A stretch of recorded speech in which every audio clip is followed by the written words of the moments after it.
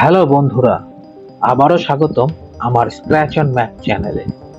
আজকের ভিডিওটা একেবারেই অন্যরকম। আমি উঠেছিলাম ওয়াটারলু বিশ্ববিদ্যালয় থেকে ট্রেনে, আর এই যাত্রাটা যাচ্ছিলাম কনস্টকা পর্যন্ত। সেদিন আকাশ ছিল একদম ঝকঝকে, চারপাশে রোদ্দুরের আলো। জানালার বাইরে তাকালে মনে হচ্ছিল যেন ছবির মতো এক পৃথিবী। আমি আর ভাবলাম, কেন না আপনাদের সাথে শেয়ার করি এই ট্রেন যাত্রার প্রতিটি মুহূর্ত, জানালার বাইরের দৃশ্য, আর সাথে কিছু ভাবনার কথা।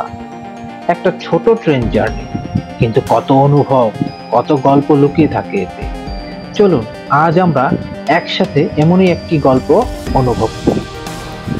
জীবনটা অনেকটাই ট্রেনের মতো, চলতেই থাকে। মাঝে মধ্যে থামে কিছু স্টেশন, কিছু মানুষ ওঠে, কিছু মানুষ নেমে যায়, কিন্তু চলা থেমে থাকে না। আর এই জানালার পাশে বসে আমি শুধু দেখি সময় কিভাবে পাল্টে দেয় চারপাশের দৃশ্য। প্রথমবার যখন কানাডায় পা রাখি, তখন সবকিছু ছিল অচেনা। এই শহরের হিম বাতাস, ট্রেনের নিয়ম, মানুষের চোখে চোখ পড়া, সব ছিল নতুন। কিন্তু সময়ের সঙ্গে সঙ্গে এই ট্রেন, এই রাস্তা, এই জানালা সব যেন আপন হয়ে গেছে। এই পথ আমি যতবারই যাই, প্রতিবারই কিছু না কিছু নতুন দেখি। শীতের সময় একটা হিমশীতল লেক, জমে থাকা গাছের মাথা, নির্জন রাস্তার মোড়ে দাঁড়িয়ে থাকা একজন একাকী পথচারী। আর নিজের ভেতরও দেখি নতুন চিন্তা, নতুন অনুভব। আমরা সবাই আসলে একটা ট্রিপে আছি, কারোটা লম্বা, কারোটা ছোট, কিন্তু আমরা সবাই কোনো না কোনো স্টপের দিকে যাচ্ছি। আর এই পথেই আমরা শিখি কিভাবে ভুল থেকে শিক্ষা নিতে হয়, কিভাবে নিঃসঙ্গতা থেকে শক্তি আসে।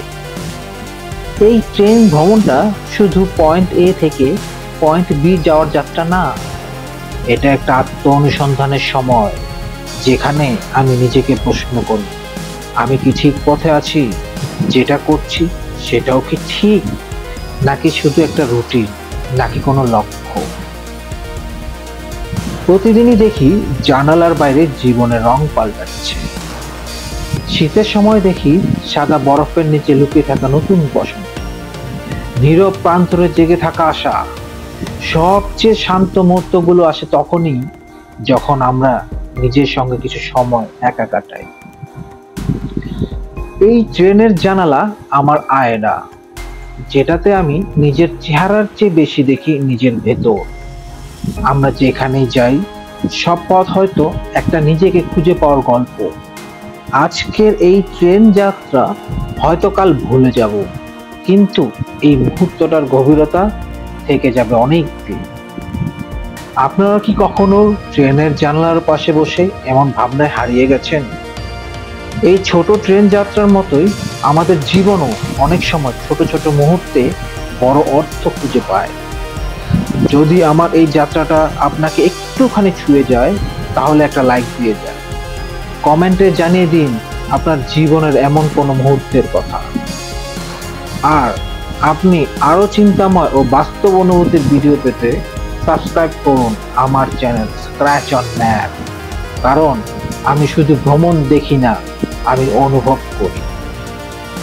পরের পর্বে চলুন আমরা আরো একটি পথে হাঁটি, জানালার ওপারের কিছু অজানা গল্পের খোঁজে। Thank you, bye by.